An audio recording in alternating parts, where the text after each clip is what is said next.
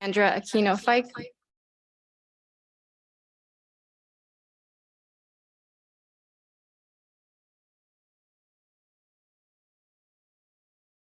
evening, everyone. I'm Alexandra Aquino Fike, President of the KPPCSD Board of Directors. Looks like we're all here, so let's get started. It's now 6:34 p.m. and I'd like to call this special meeting of the KPPCSD to order and have our clerk conduct roll call. Here. Here. Here. Yeah. Here. Thank you, Linnell. We'll now have public comment on the special meeting agenda, and I'll read the standard language. Individuals wishing to address the Board of Directors concerning the special meeting agenda are invited to make oral comments of up to 3 minutes. There's no one here in person, so for you, anyone here on Zoom, raise your hand via Zoom, and when you're called on by me, you'll be unmuted, and you can address the Board of Directors. Please state your name clearly for the audio recording, and you're requested to address your comments just to the board and not to the staff and/or audience. By state law, the board is not permitted to undertake any action or discussion on any item not appearing on the posted agenda. If you have any documentation that you'd like to be distributed to the board, please email it or mail it to the clerk of the board, and the contact info is on our website. So we'll now adjourn to the closed session.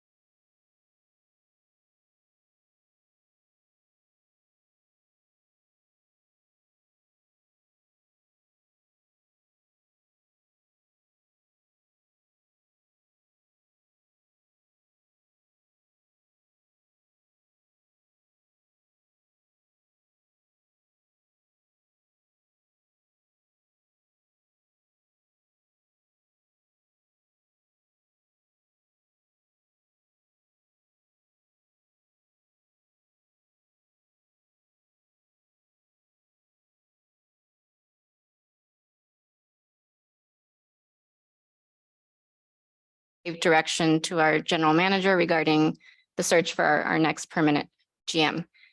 So now we'll begin our regular meeting. I'd like to call the regular meeting of the KPPCSD to order and have our clerk conduct roll call. Here. Here. Here. Here. Here. Thank you, Linnell. Good.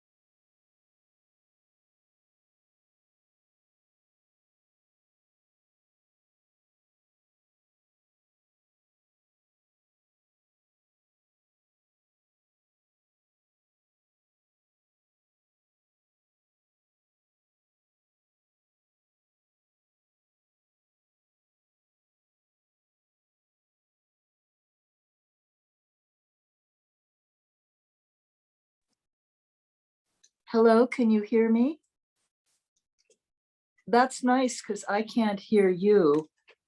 My name is Katya and the sound cut out from all of you shortly after you, Alex, started speaking. So can't hear you at all.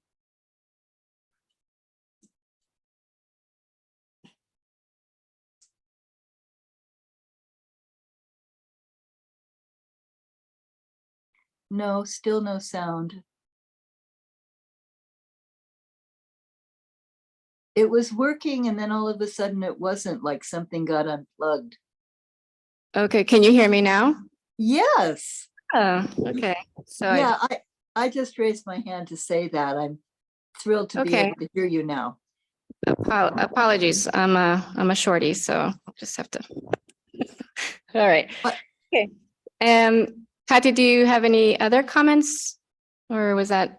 That was all. Thank you.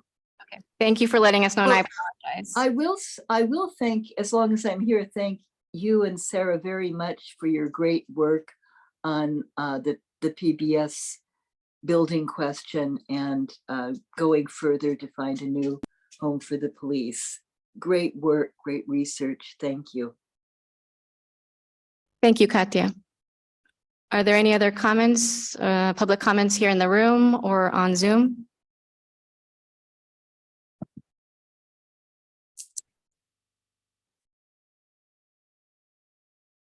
I don't see any. Linnell, do you see any? Okay, all right. Seeing none, let's turn to our consent calendar. Oh, I just want to pull item 3, the creation of the ad hoc for a moment. yes. We can pull that and move it to discussion. So that leaves on the consent calendar, the meeting minutes for the special joint meeting of April 24th and the special regular meetings of May 11th and June 8th, 2023, and also ratification of the June 2023 bills. I'll make one comment about ratifying the June 2023 bills. From a financial standpoint, because we're closing the fiscal year, there will be an additional amount of bills to be paid to close out the fiscal year, which will appear on probably in the August board meeting. And in conversation with ID Bailey, our expectations are to have a draft of the 2022 audit in August. And also to start having financials for not only the June close, but starting month to month. So that's our goal. That is, I think someone in the Zoom is not muted. For those of you on Zoom, please mute yourselves. David, thank you for that information, and that's really great news about the monthly reporting. Okay, so are there any other comments on this consent calendar? So it's basically just items 5 and 6. I don't know whether I have to pull from my comment. If what I have to say can be done in the context of the consent calendar, I'll make my comment. But if you find that it needs to be pulled, then you can.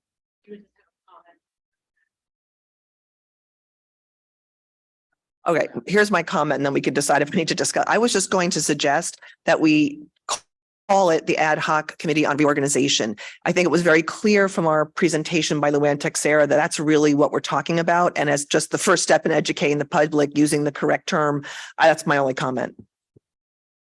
Well, given that, I'm fine with changing the name, and I don't see a need for discussion. Yes, Director Duggan. I move that we adopt the consent calendar as is. Do I hear a second? I'll second that. All in favor? Aye. Okay, the motion passes 5-0. All right, now we're going to move into our monthly reports. Chief Gankas.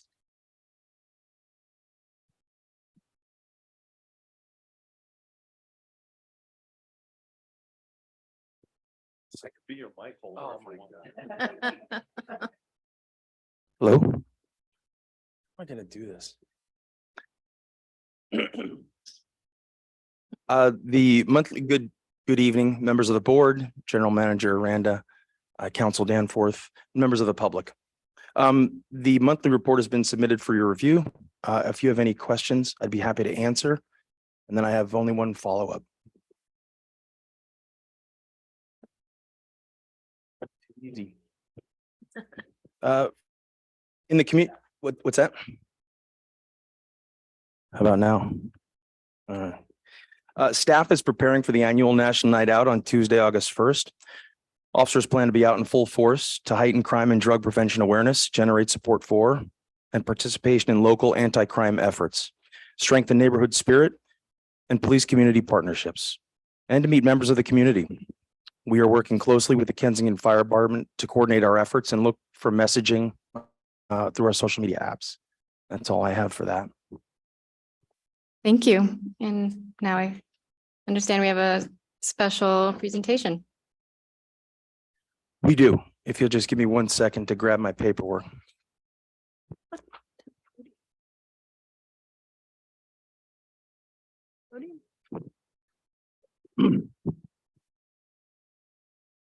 Hi, Mike Gankes. I wanted to point out before we start just a few very special guests we have in the audience with us. I know some of you here will recognize Lieutenant Harm's wife.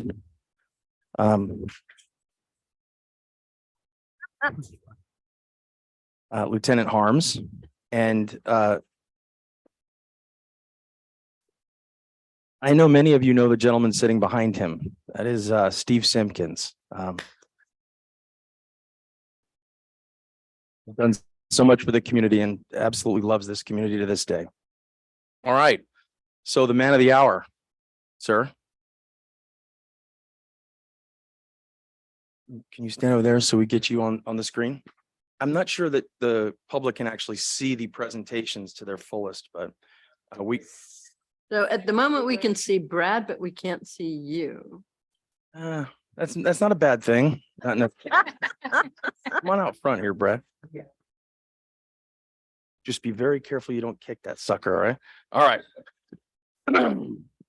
There we go. Ladies and gentlemen, honored guests, fellow officers, and distinguished retirees. Today, we celebrate the remarkable career and bid farewell to an exceptional police officer who has dedicated an incredible 33 years of service to law enforcement. Take a good look because they don't make them like this anymore. Very rare to see somebody last as long as Brad has in law enforcement. We pay tribute to a true professional, an exemplary role model, and a dear friend to all with deep admiration and a touch of melancholy. As we say goodbye, we cannot help but reflect on the legacy of this remarkable individual who has left an indelible mark on our hearts and minds of those fortunate enough to have crossed paths with him. Throughout his distinguished career, Officer Brad Harms served with unwavering dedication and an unparalleled commitment to upholding the law. He embodied the essence of being a police officer, demonstrating courage, integrity, and a relentless pursuit of justice. Whether patrolling the streets, investigating crimes, or maintaining order, he carried out his duties professionally and with an unwavering sense of responsibility. One area in which Officer Harms truly excelled was traffic enforcement. Through his efforts, he made our roads safer, ensuring a smooth traffic flow and safeguarding countless individual lives. His diligence, patience, and attention to detail were second to none, earning him the respect of his peers and the community he served. The impact of his work will be felt for years to come as safer roads translate to more secure lives for all who pass through our city streets. But it wasn't just his professionalism that set Officer Harms apart. His genuine love for the job genuinely made him shine. Day after day, he greeted each challenge with a smile and unwavering enthusiasm. He was a beacon of positivity, reminding us of the importance of finding joy and purpose in our work. His infectious spirit not only boosted morale within our department, but also resonated with the community he served, fostering a sense of trust and mutual respect that is truly priceless. Beyond his professional achievements, Officer Harms was a true friend to everyone he encountered. His genuine warmth, empathy, and compassion created lasting bonds within the department and throughout the community. He took the time to listen, offer guidance, and extend a helping hand to those in need, earning him the reputation of being a reliable and trusted confidant. In an increasingly complex world, he reminded us of the power of human connection and the importance of supporting one another. As we bid farewell to Officer Harms, our hearts are heavy, knowing that his absence will be keenly felt. We will miss his laughter, unwavering dedication, and ability to brighten even the darkest days. But as we reflect on his remarkable career, let us also celebrate the countless lives he has touched, the positive impact he has made, and the enduring legacy he leaves behind. Officer Harms, we wish you the best in this new chapter of your life. May your retirement be filled with joy, peace, and well-deserved relaxation. Take this opportunity to cherish time with your loved ones, explore new passions, and embrace the freedom of closing one chapter and opening another. On behalf of the entire department and the community you have served so faithfully, we extend our deepest gratitude for your exceptional service. Your contributions have made our city better, and your legacy will forever be etched in our hearts. Farewell, dear friend, and may the road ahead be filled with endless blessings. Congratulations on your retirement, Officer Harms. You will be missed, and we wish you the best.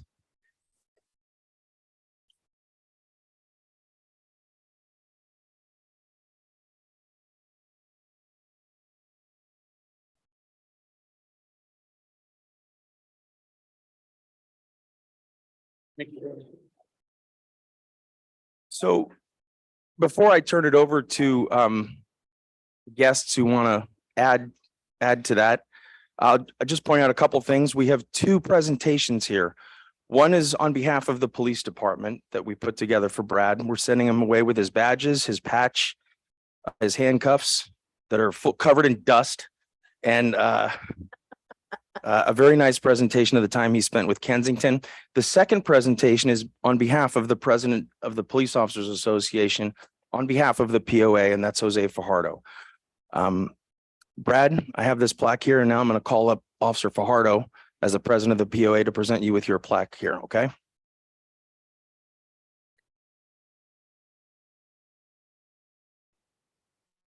Since I have the microphone, I'll read this, what it says on the front. It says, presented to Lieutenant Brad Harms. The Kensington Police Department recognizes Brad Harms for his 3 years of loyal and dedicated service. With sincere gratitude and respect, we thank you for your more than 30 years of service in law enforcement. Your commitment to public safety and the sacrifices made during your distinguished career are seldom seen these days. We are grateful for your sense of honor, endearing patience, and the mentorship you gave to all of us. Safe travels, LT, you will be missed. And the quote at the bottom is from a movie. To see the world, things dangerous to come, to see behind walls, draw closer, to find each other, and to feel. That is the meaning of life.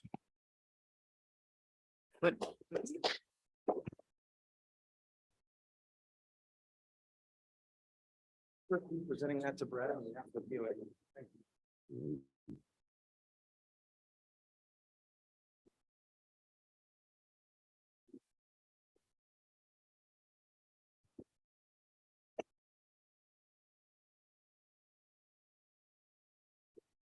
I know we're all sweating with you behind those tripods there. Why don't you come around the front here? Sarms, want to come up and say anything? It's not true.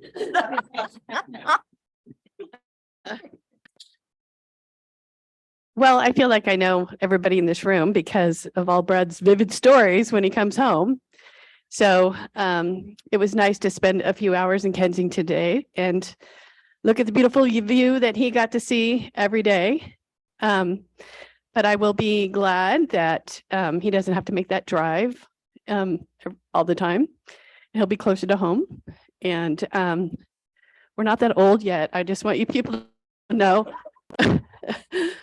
I told him I'm not quitting my job, so.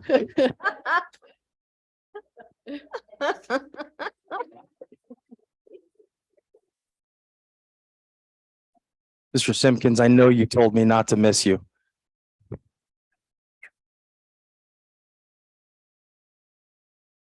On to your seats, everybody. Yeah, well, there are some things that just can't be said in a public meeting. But I just want to tell you guys what the type of character that Brad is. And I don't mean, that definition of character. I mean, the real definition of character, because he's a character, but I got to tell you, as Mike will know and can attest to, that being the chief of any agency is a tall order, whether it's Kensington or Los Angeles, it's a tough job. And there's a lot of expectations that come along with it. And when I was appointed to be the chief in Danville, the very first person I called within the first 2 weeks for the first vacancy, there was no one else that I would have trusted to take that job. And so I called Brad, and Brad came and we worked together. We had a great time. And then as history unfolded, then I, had the opportunity to be the interim chief here. And of course, there was a vacancy, and the very first person I called was Brad. Guess what? I need your help once again, my old friend. And so, we have a long, long history together. 22 years ago, we got promoted to sergeant together. and have essentially been best friends at work, much to Sue's chagrin. That there's been numerous phone calls back and forth. But this is the type of person that no matter where I would go, that he would be the very first person that I called. And I knew with the trust that the Kensington community needed in us at that point in time, there was no one else for me to call. That's exactly why I was very happy to have him here. And I'm so glad that he was able to bring that level of service to your community. And I know you won't be retired long.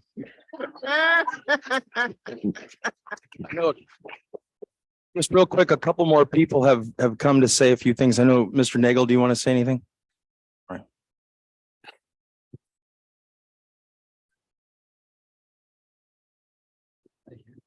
Yeah, I would just like to say on behalf of the fire district, we would not be where we are in terms of emergency preparedness now if it weren't for Brad.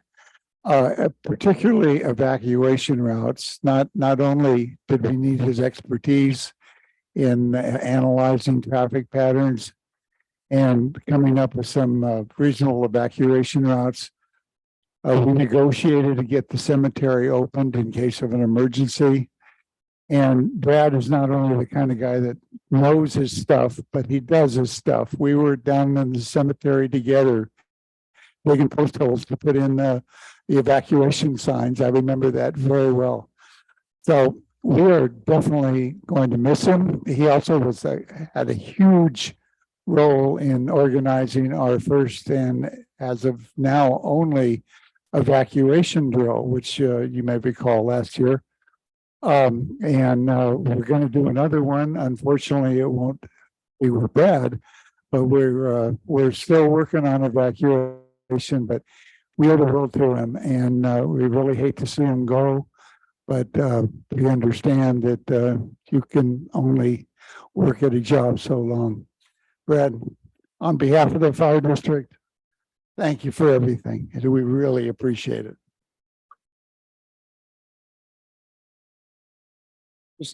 Offer anybody at the PD back there, or you guys can say your goodbyes later on, or you want to come up and say anything? No? Typical cops hide in the back. Sir. Yes, the board has a little gift for you, Brad. Actually, it reflects your passion for baseball and your also, it's Fenway.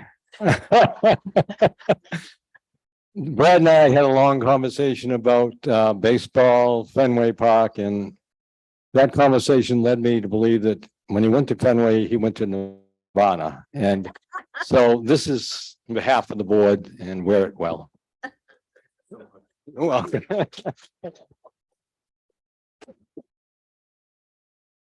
If anybody has anything else, I'm going to turn it over to the man of the hour. Oh, I think the board here would like to make a few Go for it. comments. Go for it. I also want to chime in on all the accolades and the gratitude. And I do have somewhat of a personal connection. You probably don't remember me, but I think you kept me calm during a scary asthma attack when my son had one. And then I was the minivan lady. So and you helped me with my car. Thank you. But honestly, I see, you know, your grace and just how wonderful you are in the community, and everyone who meets you has said such wonderful things to me. And I think Kensington has been very lucky to have you. Thank you. I like to obviously echo this. It seems somehow incomprehensible that 30 years ends like this. And not that it's bad, but there's so much that you have done. And even just the 3 years here in Kensington, I can't even imagine that times 10 for your entire career. I happened to drive by that infamous day that you were digging that post. I actually remember that. I was like, what are they doing? What a board, like Larry, you were there. I was like, what are the board members doing? But I also just so appreciative that Chief Simpkins brought you here. You've been so amazing in so many ways, and in particular with traffic. As you know, that's an expertise of yours. We have benefited. I'm not sure Andy Gutierrez will ever be happy when it relates to traffic, but I know that this may be the best we've ever had it before. So I'm going to miss, your interest in history and family history, but I know you love to travel, and I wish you and your wife a wonderful time in your retirement. And thank you so much for everything you've done in your relatively short time here.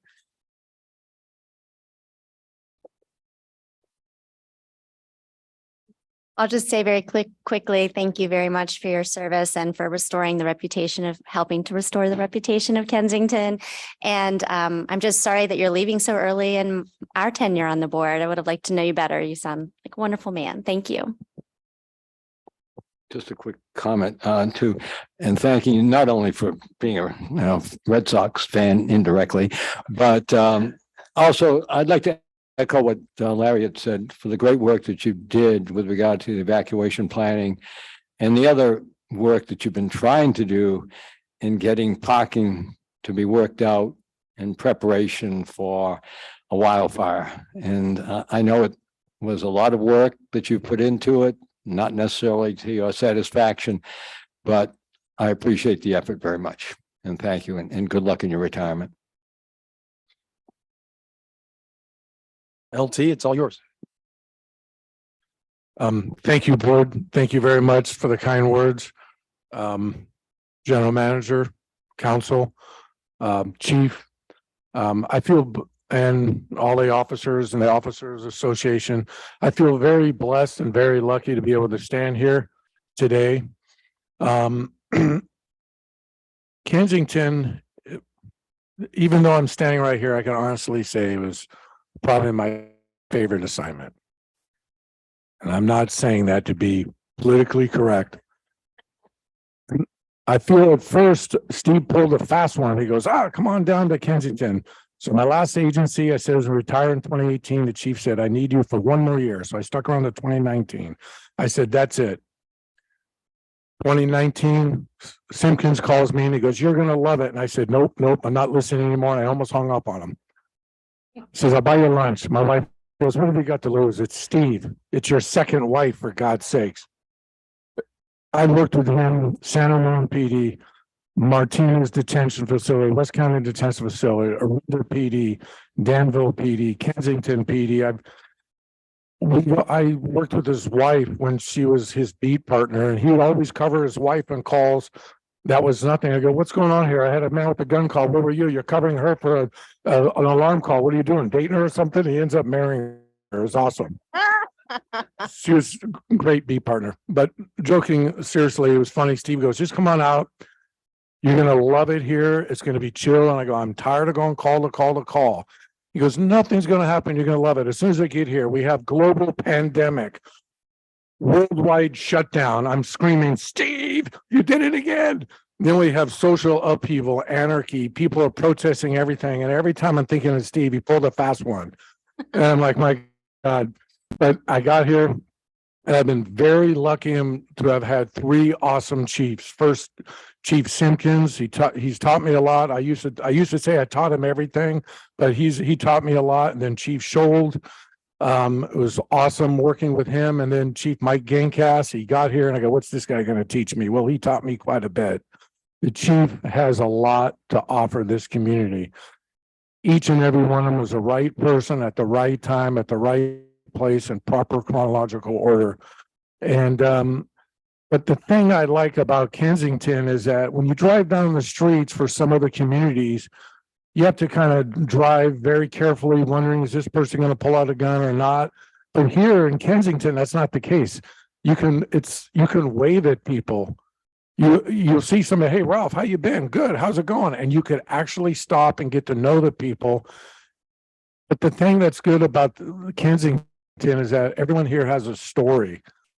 I respect almost everybody in Kensington. I respect. They're intellectually stimulating. Trust me, talking with Sometimes people, overstimulating. oh, but I get in some great conversations. I've talked with you so many times, I didn't even recognize you. He had sunglasses on. I'm talking about Fenway Park, thinking I'm talking to somebody, and you are totally into it. And I'm talking about I had the worst seat in town, and it was the best seat ever, right behind the pole. I was right behind the pole. I couldn't even see home plate. And I said, I didn't care. I'm at Fenway.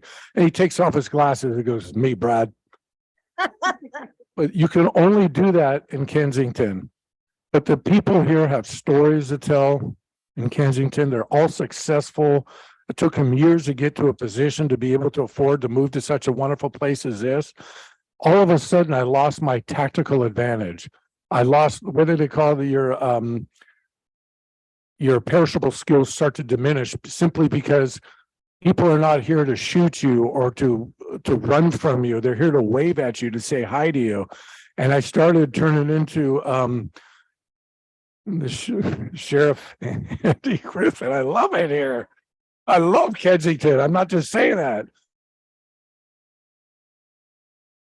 It's a great place. And it's a complete total honor for me to have been allowed the privilege of working here and working with some great people. Sergeant Landy, Markel, Fajardo, thank you. And you may not know, but this guy back there, Jason Haynes, we worked together at Orinda. I was a sergeant and he was an officer, and I was there when he met his wife. Just saying. So, but I want to say thank you for the distinct honor of allowing me to ramble on for a couple of minutes, but I don't want you guys to get home too late. But Kensington is an awesome place. It's the last true slice of heaven, I think, on earth, because you can do things the way we used to be allowed to be able to do things so many years ago. And I thank you for everything. And Chief, it's been an honor working with you, sir. I cannot thank you enough for everything you've done. I appreciate it. And Linnell, I almost forgot you. Thank you. So thank you everyone for being here. And I always enjoyed parking in your driveway, by the way. Thank you for letting me run radar there.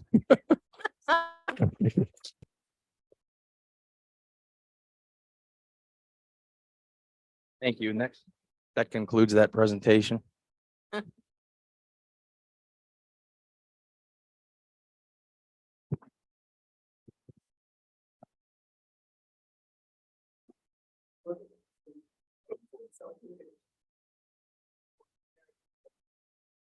It's one of those nights where I understand what they mean about the grass is. Yeah. Yeah.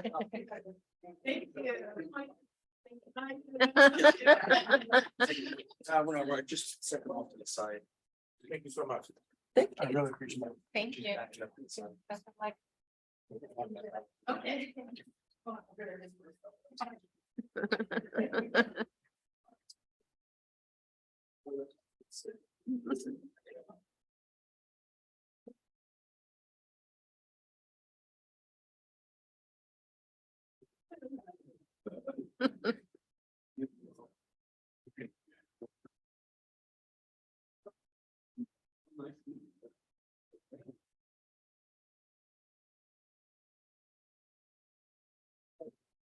So how come we don't have a podium?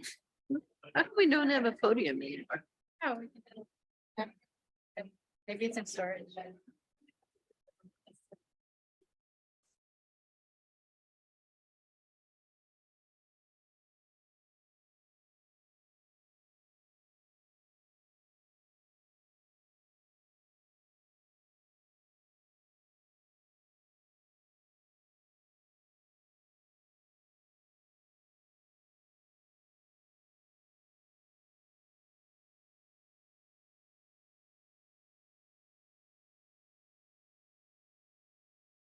Okay, we're back.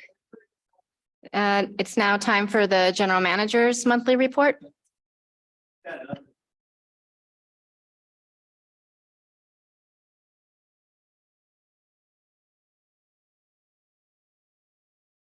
Any questions or comments from the board on our GM's report?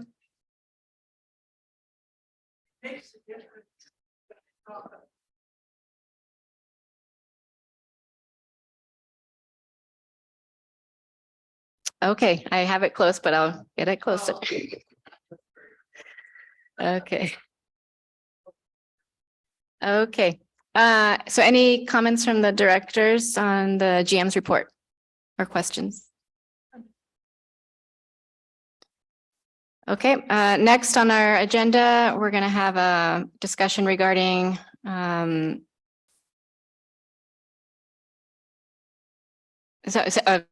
update on a new ad hoc consolidation committee. Director Spath. Thank you. You may recall at the last meeting, we directed the general manager to start drafting a request for proposal.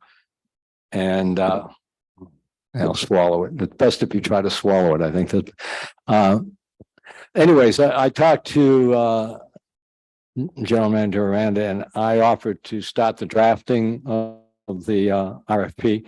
And I got a rough draft done. I've shared it with him, and I shared it with Alex as well. And I will share it with Sylvia, who is now part of this two-person committee. But I'm also recommending that we start the discussion with the committee that's been formed by the fire board, Larry Nagel and Daniel Levine, and present that draft to them for discussion and input from their side, so that we can come to a point where we could share the RFP with both boards in full, get their feedback, and hopefully move forward with the a financial analysis. So I'm looking forward to that, and I know that Larry and Daniel are probably looking forward to it as well. So. Thank you. Any questions or comments? I was going to suggest that you might have to wait on sharing that with me until it's presented to the entire board, because since you and Alex have discussed it, I really shouldn't. It would be a Brown Act violation. So even though I'm on the committee, I trust that what's been developed so far is fine, and I will save comments until it's presented to the whole board. Yeah. Yeah, I'll make it available to the whole board. I would suggest that you look at it. If you have any significant comments, please provide them. Otherwise, I think it would be best then that we try to move with the discussions with the fire board committee as well, to try to flesh out the RFP. Now, there's aspects of it that you will see that presumably need to be added, and a lot of legalese, I'm sure. This is really an effort to put some background together, set up some tasks, and ask for a schedule of work along with the scope of work, some idea of costs that would have to be provided, as well as timing that a consultant would be bidding on. So Can I ask for just some guidance on from the council? Can Director Spath send it to each board member and ask them to send comments only to him? Or do we need to agendize it next meeting? Well, he can not ask the comments go to him alone. That would be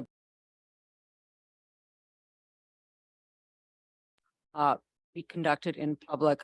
I also want to point out that as soon as it goes to the full board, it becomes a public record, which would be disclosable upon request. Okay, I don't know how we get around like moving this faster. Otherwise, we just take what you have and you start consulting with the fire boards committee. Another option would be to send individual comments to the general manager and ask him to handle it. But So that, those comments cannot go back and forth. okay, so that would be maybe the way to do it then, to have whatever draft exists at the moment sent out from David for comment to David. And then at that point, David and I could take on our role as the ad hoc reorganization committee and work from it from there. As long as you're not covering ground that the board president and director's path covered already, as long as it's new territory. Okay. right, and there is no ground yet to be covered because the board president has not commented on the draft, so we can move from there. Yeah, I received the email. I haven't actually opened the reports. I haven't read it, so. Okay, well, then it's up to, I guess, us to decide whether we just work together and that's it, or we go out to the whole board. Yes, but if you do go out to the whole board, it would be best to to send it to Yes. Mr. Aranda so he can have one-on-one and not have any interaction between board members. Okay, got it. Thank you. So if the general manager then comes back to the two of us with the comments that have come from the board members, how does that work at all? That would again be a violation. Okay, right. Mr. Aranda would have to make the changes himself. So it'd be best if they just send the comments to him and he just holds them.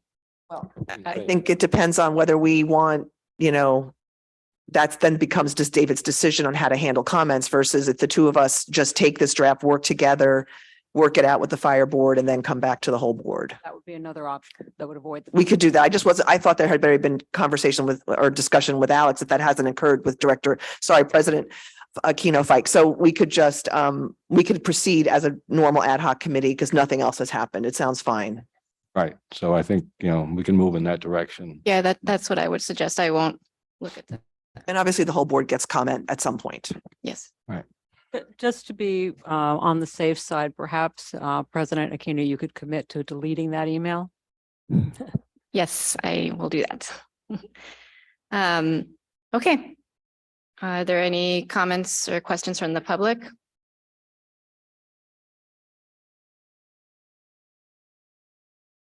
I don't see any hands on Zoom or in the room. And for those of you who are interested, we've got about 7 folks on Zoom and about 6 folks in the room. Okay, moving on to our next agenda item. I'd like to give an update on our ad hoc temporary committee regarding the KPPCSD's search for a permanent location for our police department and for our district offices. Director Goff, Chief Gankes, and I met last week with the board of directors of the Unitarian Universalist Church of Berkeley, UUCB. I want to thank their board and their staff, in particular, the church's executive director, Tesso Riva, for taking time out of their packed schedules to meet with us.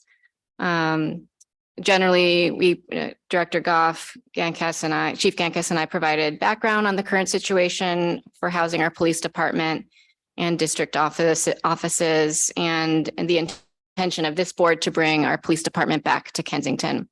And we engaged in a really great, fascinating conversation with the board on a possible partnership between the UUCB and the KPPCSD. This is obviously just a preliminary conversation. The board still has to meet and make their own decisions, and I'm sure we'll have many more conversations before if anything is formalized. But I want to thank their board, and I look forward to continuing the conversations with the UUCB. We are also continuing to look at parcels in Kensington for potentially a new site, a new building. And that's my update. Any questions or comments from the board? Or Director Goff, did I miss anything? No, that was great. Any questions or comments from the room or folks in Zoom?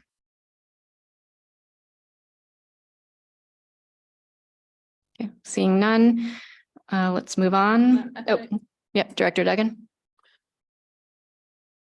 So I understand that UUCB does have some space in Kensington as well as in El Cerrito. So were you talking about a site that would actually be located in Kensington?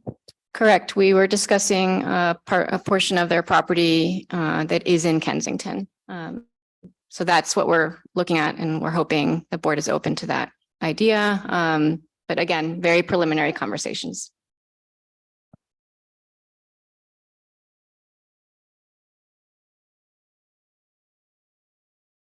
Okay, now let's move on to director comments. I've already made mine. Director Goff, do you want to start? I have nothing. Thank you. Director Hasai? Okay, No comment. no comments. Next, we're going to have a discussion regarding park facilities, improvements, and protecting our park. I believe that's you, okay. Director Goff is going to share some comments. You want me to start or do you want to start? Do you mind if I give an overall? Please. For the benefit of the board as well as the public that's here, I thought it was important for us to not drag this discussion out into the late evening hours, but to get a quick taste of the different issues, and I don't necessarily mean that in a negative way, in regard to our park. So that's why you see on agenda 13, discussion regarding park facilities, improvements, and protection. And the next agenda item 14 will hopefully give the approval for us to move forward with a few things. But what I wanted to highlight in this discussion, I'm going to let Sarah focus on what her and Cass did on the replanting committee. But what I wanted to do is give everyone a full picture. And so what was provided in this package was a report from our risk liability insurer that did an inspection. And a number of issues have come up. An example of one is that the inspector is concerned about the stove that's in the kitchen, making sure it meets state guidelines and code. So we're going to have to look into that. Another concern that I think many of us know about is the lack of barriers with the upper parking that, as I guess a number of years ago, a car went over. Some of the railing is dilapidated. Then you also have a report in regard to our annex building from an inspector. And that is a separate report from the inspection of the recreation building, which found some areas that we need to make some improvements or repairs on. And then finally, back, I think it was a little over a year ago, the board that then existed did a rather comprehensive listing of what they recommended as park improvements. So there's a lot of pieces to what needs to be done for the park. We can't do it all at once. It's impossible, financially, especially. But what I am hoping is that we start tonight in moving forward and not talking, but getting things done. And I'll let Sarah go from there. Thank you, David. Can everyone hear me? Good. Okay. Good evening. Director Duggan and I are grateful for the opportunity to make a final proposal by our temporary committee for your consideration tonight. I'll begin with a brief overview of our proposal and then explain each item in greater detail. We then look forward to any questions by the board or public after. As background, to remind everyone, last month our committee shared all the feedback and learnings we obtained during the course of our committee work. We then presented a rather extensive wish list of potential planting projects for the park based on all that we had seen and heard from the community and experts. Now, this evening, we would like the board to consider and hopefully approve a dramatically pared down plan, which we believe will have maximum impact at a cost we can afford, while also allowing flexibility to further enhance or modify the landscape in the future as new funds and/or ideas surface.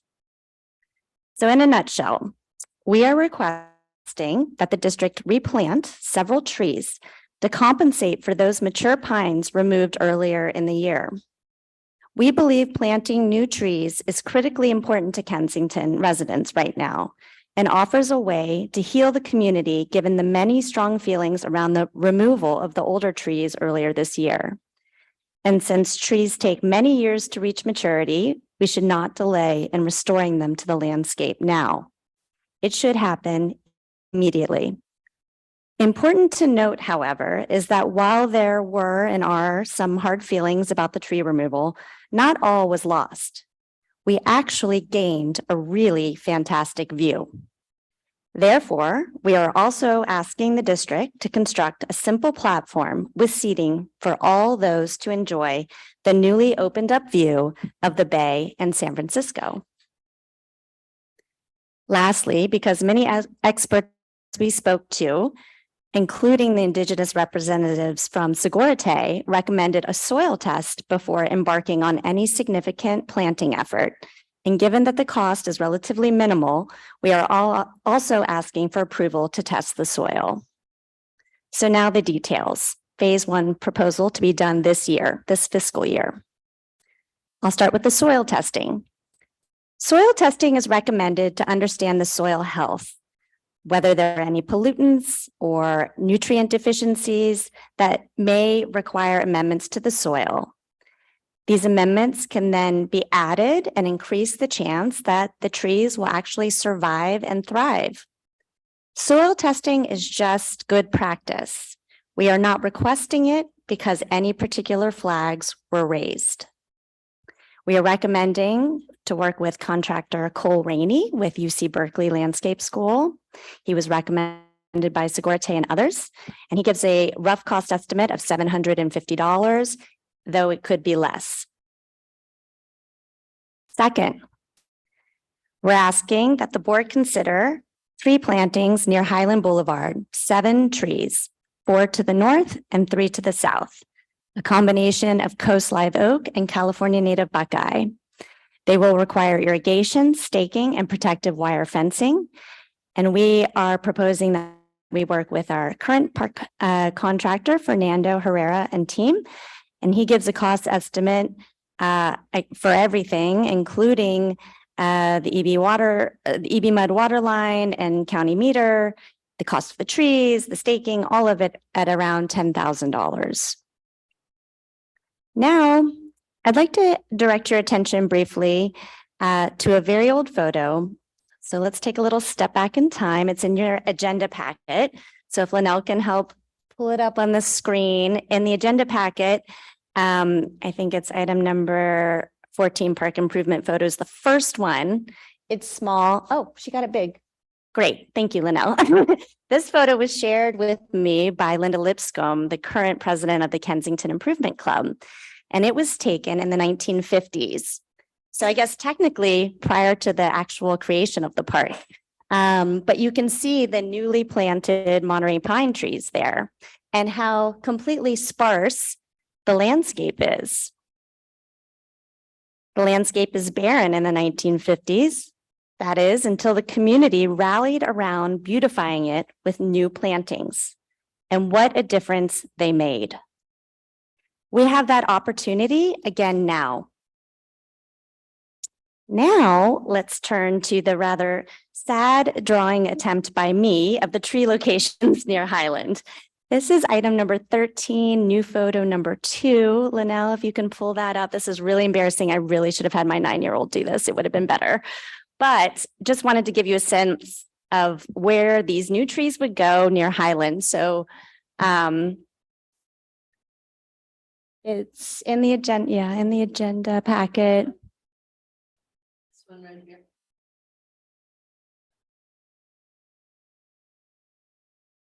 Do you see it in the? I think you have to get out of that and go to the X. Yeah, go to the full agenda packet.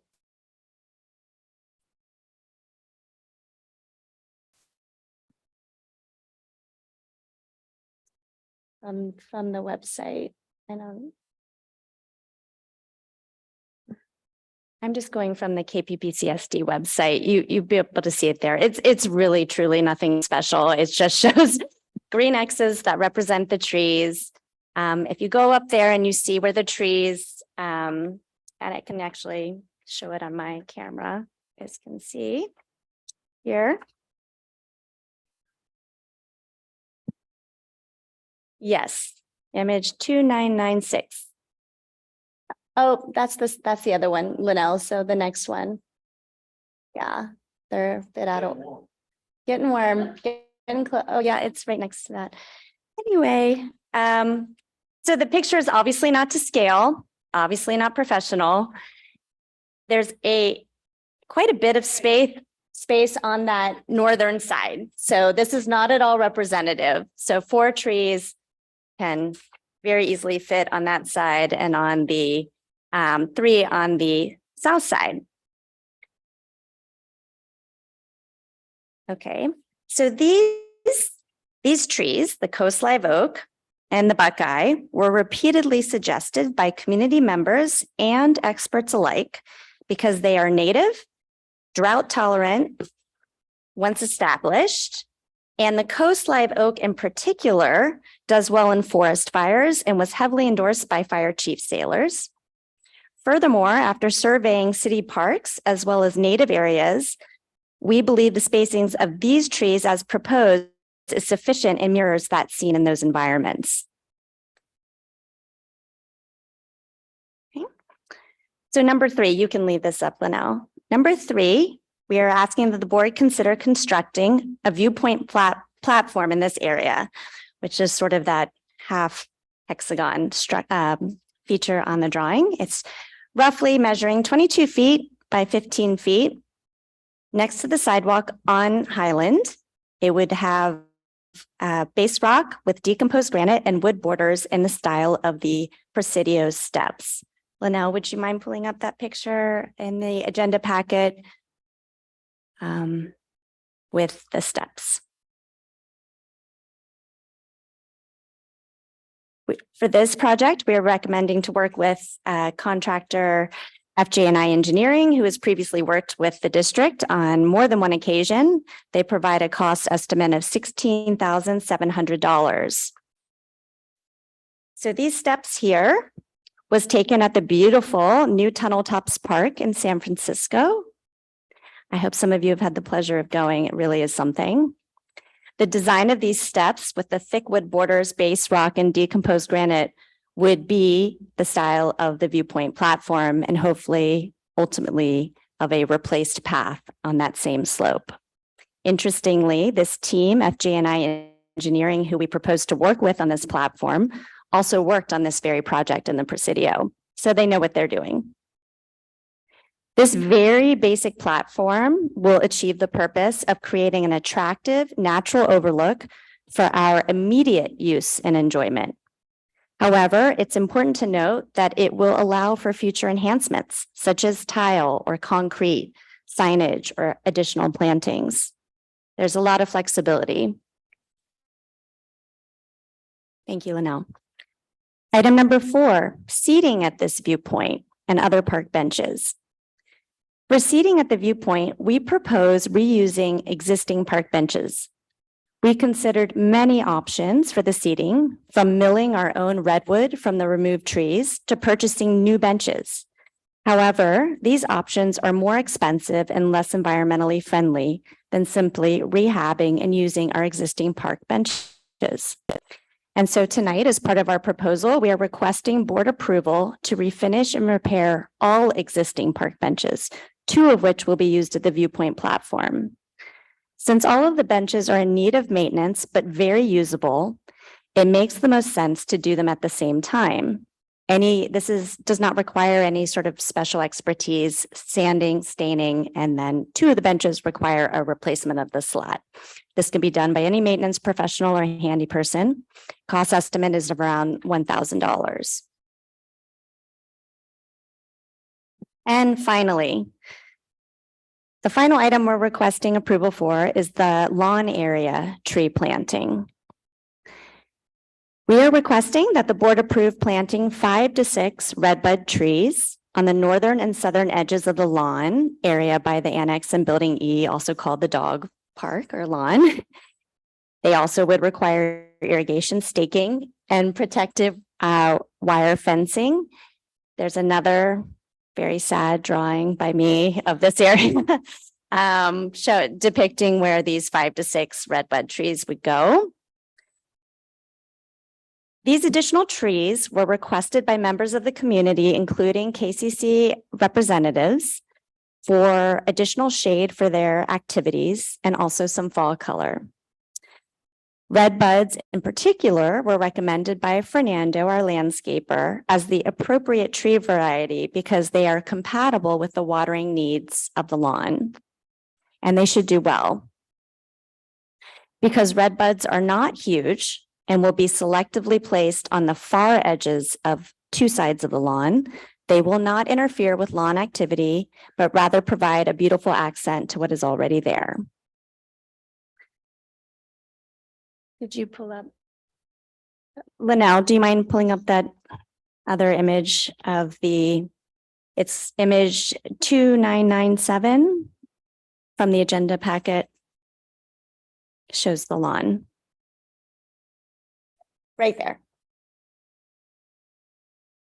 So the green X's represent the trees. Pretty straightforward. Obviously, again, not to scale. They get to about 20 to 25 feet in size. So to conclude, The total cost estimate for this proposal for all 5 items comes to about $32,200 to $32,950. We respectfully request for the entire project plan and dollar amount to be approved by this board with the intent to proceed as soon as practicable.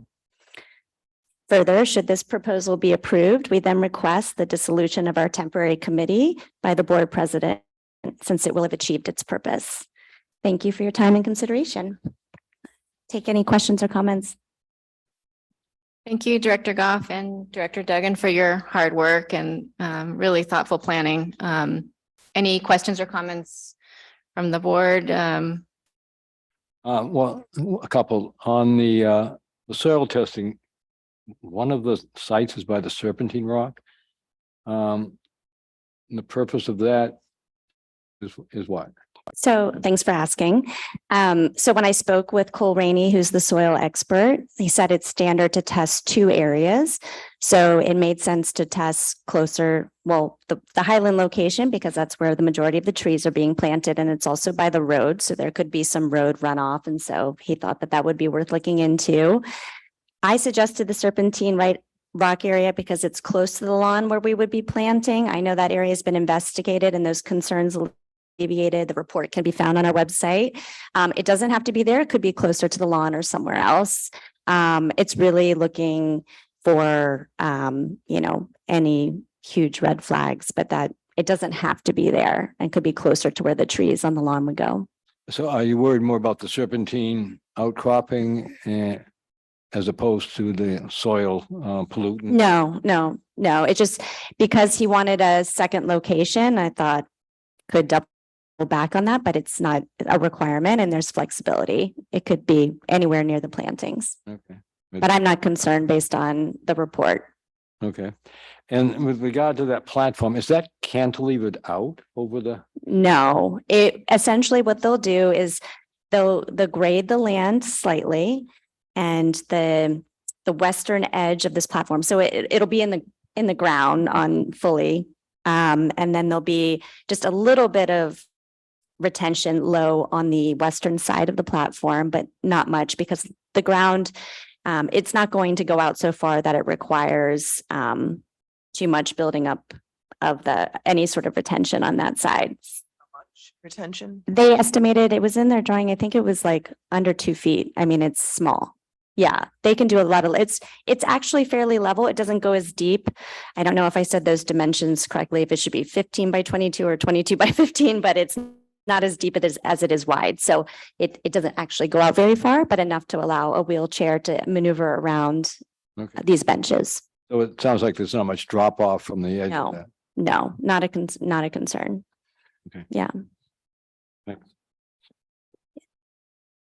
Thank you very much for your work. Obviously, the park is something we all care a lot about.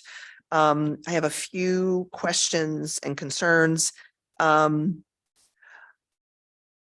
the benches, I wonder whether there's a way to potentially just secure them. I know it sounds weird, but those benches where they're placed now, no one's going to run off with them because they're not easy to move. But right up there on Highland, I don't know. I'm worried about a lot of mischief up there, to be honest, because it's at night, it's secluded, it's dark. So I don't know whether it's just a simple eye bolt that's into the decomposed granite with a little chain around the bench, but Yeah.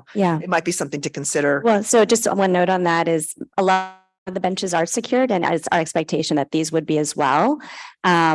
And also to note a safety concern, we did speak with Officer Landy and he did not have any concerns of that area, particularly if it's open and there aren't things like picnic tables where people are encouraged to loiter a long time. That's why we settled on just benches where people could stay, appreciate the view, and then move on. Mhm. Okay, thanks. I also wanted to ask about the placement of the trees on Highland, the 3 that are on the south side, because they're also kind of close to the stairs. And have you thought about, have they talked about the root systems and potentially interfering with those stairs that go down straight down from Highland? So those stairs, if you've been by them recently, they're slightly raised, so it's not really an issue. And oak roots, and I know this also from personal experience because we have them in our yard, they're not really invasive. They're big. They kind of tend to move away from structures. But again, those stairs are pretty minimal. There's not a lot there for them to interfere with. And, you know, and in terms of, you know, the other side, you know, that could be, you know, the Buckeye or, you know, there's some flexibility in the exact placement if someone felt really strongly that they be tweaked. But again, this is not to scale, so it looks much closer than it all is. Okay. I also wanted to ask about the appropriateness about picking contractors, because some of you may remember, as some personally even objected to a particular director picking out contractors. It is also just the way we do things. We have to get usually 3 bids. And so I don't know about the Cole Rainey piece. That's a pretty small contract, but that F at J and I, that's a large contract to just say we're going to go with them. Indeed, I was just looking up the threshold amounts. I will work with the general manager to determine which of these projects may need a competitive bidding process and which do not, because that is a hindrance when you're talking about a public works project. Do you know that threshold? I thought the threshold was much higher.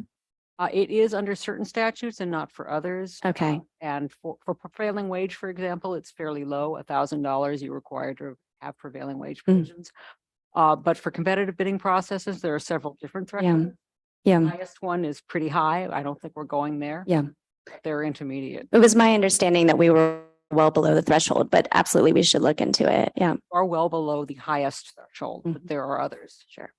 Okay, I just, wanted to raise that. Mhm. And then I have a real concern about the trees on the lawn for a couple of reasons. And primarily, you know, if I went back and looked, and I mean, this is a replanting, you know, committee that was dedicated to the area on Highland.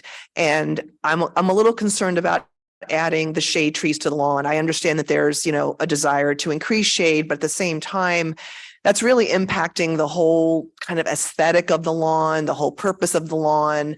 And it's, you know, it's potentially just extra money right now that we could take off of this first phase of the project and move into phase 2. I'd like to see a more robust kind of master plan for the park again. I mean, the old, what they call the old tot lot. I've learned to use the old terminology.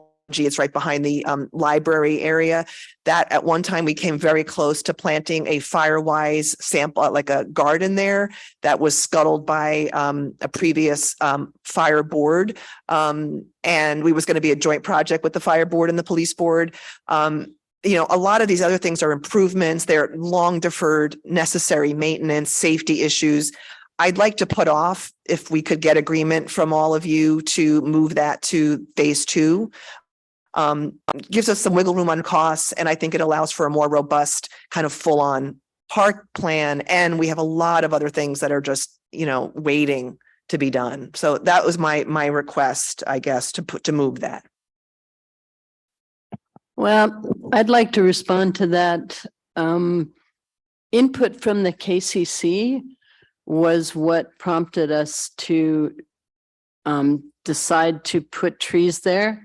When children are gathering for an activity, you know, if they're out on that lawn in the hot sun, you know, they just don't have any protection or shade.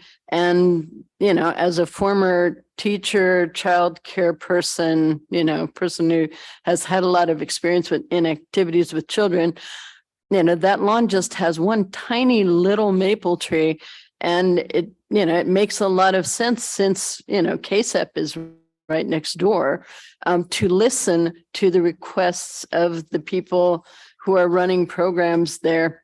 And I've also had community members say to me, wouldn't it be lovely to have some trees here with some color, you know, possibly some blossoms? That's why we chose redbud. It's a beautification thing, but in my mind, I think beautification is just as important. You know, okay, safety, sure, safety comes first, but I really just got inspired by, you know, the input that I heard and the request. I mean, KSEP basically did not ask us for anything else.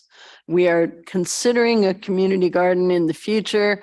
The children, you know, and the use of the park by children and by the school and by KSEP is what makes this park such a magnificent place. So to me, that's why I agreed to what they asked for. Well, I appreciate that input. I would also note that part of the reason that we saved the oak tree that's there was because it does provide some shade. Now, maybe not enough, but that was the request initially was, don't cut down that oak. Let's make sure we really work to save it. Again, I would just like to see some more consideration for that. I just think this is a little, I understand they're a very important group. We have, repairs to make to the rec building that after many years of having a triple net lease, we're still on the hook for a lot. And now they're contributing, but I expect that we're going to have to put in more for the repairs than they're contributing. So this is not a tit for tat, but it's just a kind of big picture. And I agree with beautification. I just think we should be doing it comprehensively with a better and a new master plan. And we're trying to solve for the problem of shade. There may be other ways to solve for that problem that we haven't even explored. Thank you for the questions and concerns, and Cass too for sharing a lot of the input that we got. And we did hear from a broad cross section of the community about a desire to add more fall color and other tree varieties and native varieties. And I think what I'm hearing, and as I sit here and appreciate all that we have in front of us and all of the potential costs, I think I personally would be okay and in agreement with deferring the trees around the lawn to a later phase, and potentially, depending on what happens with this park grant or other things, maybe it could happen sooner. But I think that there's enough question about it that it might make sense to put it on hold for now and give it greater consideration, perhaps bring the KCC back into that conversation and flesh that out a little bit more. But I really feel that it's critically important for the morale of the community that we move forward on those larger improvements along Highland. And, we received, and I think most everyone here probably attended the last meeting, just a huge laundry list of things that need to be done and should be done. And we did our best to really pare this down to a manageable proposal. And I think it's very doable. And if there's enough concern about the trees around the lawn for now, I would be okay to deferring that. General Manager Aranda. I just wanted to remind the board that this is a discussion item, and I'm not saying there's anything wrong with what you're talking about, but that when we get to the specifics, please save it for the next agenda item in a specific motion in regard to what we do determine that we want to proceed with. And also just a reminder to the board that I think there's a couple of people waiting to make comments, but I don't think all the directors are done commenting on this. So just a statement. Director Duggan. I just want to say that Sarah and I worked very, very hard to pare this list down, and it was a lot longer before, I thought we were going to be asking for a budget of 80,000. And I just want to say the other repairs that are needed, such as the KSEP building repairs, those are budgeted. We have taken care of the necessary items in our budget. I mean, the other repairs that for safety, those are. No, let me make a couple comments based on what you said, Director Doug. Okay. One is we do have 80,000 budgeted, and I don't want anyone to think that we're not going to come back with additional phase 2 suggestions or even enlarge upon that. And I'm hopeful that we can move forward with that. But what concerns me in this initial phase and this time of year with a brand new budget is, number one, it's cash flow for large projects until we start generating additional monies and we receive our park grant money. And the second is I did not budget any large repair items. we didn't have the money.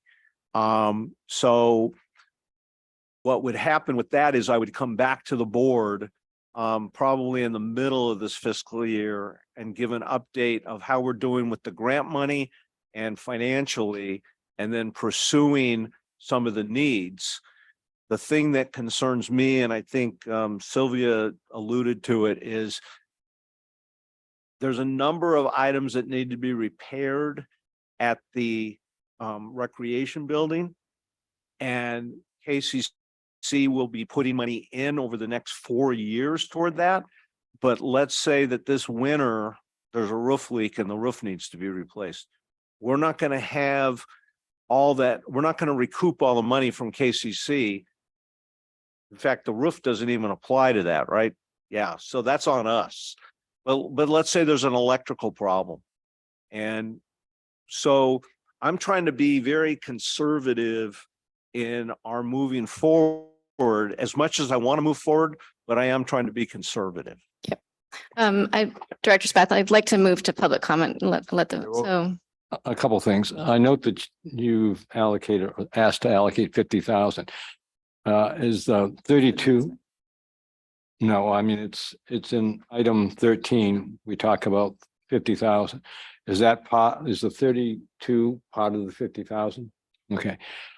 I certainly would urge us to put together a plan that is detailed enough, not only for this year, but for outward years, so that we deal both with the beautification, the planning, but also the critical needs of that recreation building. Anyone reading that Cantor report should really be concerned about some of the issues, the electrical being one of them. There were issues with regard to insulation that was put in backwards, which is a fire hazard. There are a number of issues there that if I had a child going there, I would want to have those addressed within this year or next year. So anyway. Thank you, Director Spath. And I want to also thank Director Goff and Director Duggan for their hard work. I know this was not an easy task. I am fully supportive of moving forward with phase one. I'm fine with deferring some of the planting of those 3 trees, although I think it's really important that we partner with KCC and make sure we are providing shade. My personal opinion is that there is not enough shade in that lawn, and climate change, we really need to think about that for the kids. So I hope that we do end up planting there, but I don't think we should, waste too much time. We got to get going. And I think this is a pretty easy ask. And yes, towards your comment, Sylvia and David, I think we do need a master plan. My understanding is that that's, this initial phase was just for the area that was where we lost some trees. And we really do need to do something in that area. No argument there. So apologies to the public. I'd like to move, actually, Katya Deniergard has been waiting very patiently, and then we'll get to the room. So Katya, you can unmute yourself.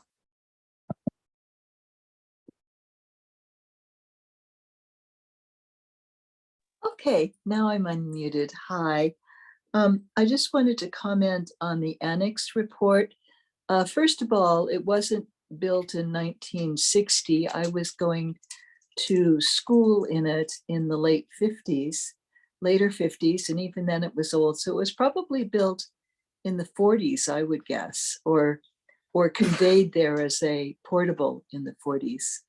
And I'm thrilled with the idea of perhaps bringing it up to snuff, because as a previous architect who did an examination of it last year said, it has some architectural merit and historical merit.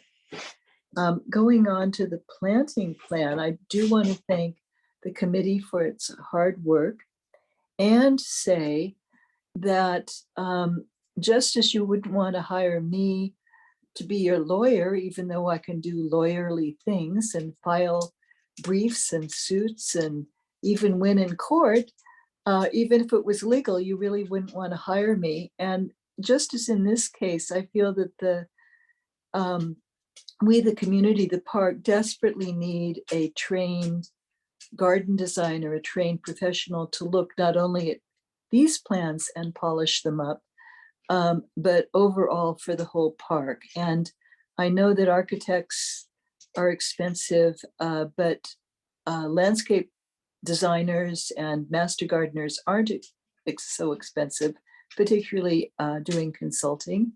I think this plan is a good start to something, but has a number of flaws in it. I'll just talk about a few of them with the rest of my time. One is that there's 3 different kinds of red buds commonly used in landscaping. The plan doesn't specify which. All 3 have different nurturing requirements and growth patterns. The 2 I'm familiar with, neither of them would be planted as a shade tree. They're kind of small and have sort of thin foliage, so that the requirement of having shade, it doesn't really fulfill the requirement of having shade trees. I, by the way, love red buds very much. Hope they can go somewhere in the park, but this needs more thought. One of them, the native California red bud, probably wouldn't do well in a lawn. Wouldn't like all the water it's getting. But yeah, and then another kind definitely needs a lot of water.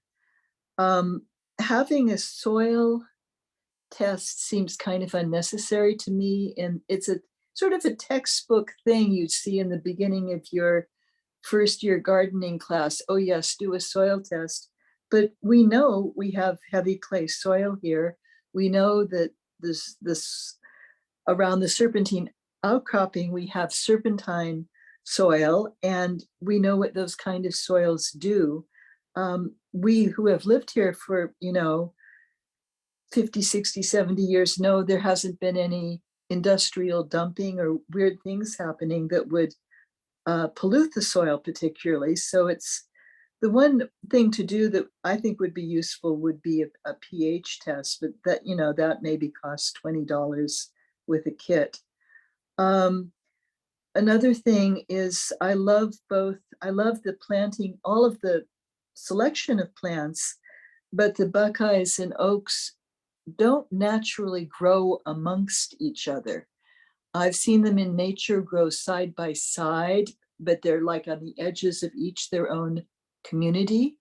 And so that needs some thought. The oaks should not need irrigation. They have grown across the street. All of those oaks across the street, to the best of my knowledge, all grew all by themselves without any irrigation at all or watering. And in that area, young oak trees were sprouting up only to be eaten by goats. But you could probably just plant them and water them occasionally the first year and not skip the elaborate irrigation system. It is a nice idea to get a tap at the top there and a meter. The buckeyes have a different requirement. They grow naturally here. They're sprouting up all over around my property. I planted a buckeye 30 or 40 years ago, and now baby buckeyes are everywhere. But they do like kind of some moisture to get started. But once they're fully established, they're totally drought tolerant. But Katya, yeah, so I know I probably am out of time. yeah, But the main thing is the refinement and that could come by using a professional designer. Thank you. thank you, Katya. Thank you. Director Goff, would you like to respond? Yes, I'd just like to address those concerns. The exact variety of red bud was intentionally left off because there is some flexibility there actually. In our research and what we learned is that both the Eastern and the California native can tolerate water and would do well on the lawn. So it's a matter of selecting which one we prefer. And we did see the size, and that's why they would be clustered in numbers of 3 and 2 to provide adequate shade. They'll never be an oak or a buckeye size, but they can provide some shade. But again, that is something that we can also defer.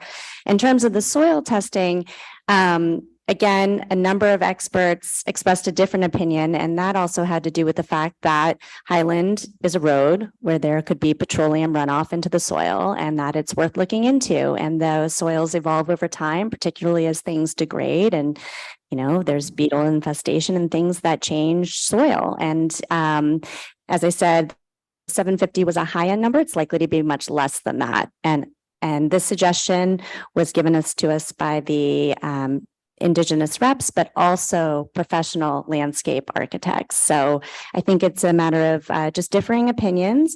As for the oaks needing water is planted, we're proposing we plant 24-inch box trees.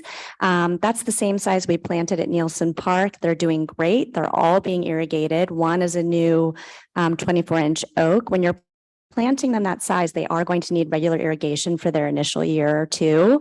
It's not like a tree growing from seed out in nature. It has a different, there are different needs. So this was very carefully considered and researched.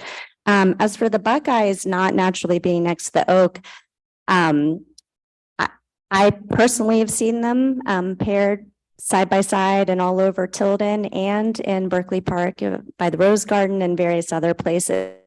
And have heard that they are from the various experts that they complement each other quite well. So all of this, while we again didn't pay the fee for the landscape architect and designer, this input did come from professionals, including Fernando, who has a great deal of expertise, but all the local experts we have within our community who graciously provided their advice. So I assure you it was very thought out.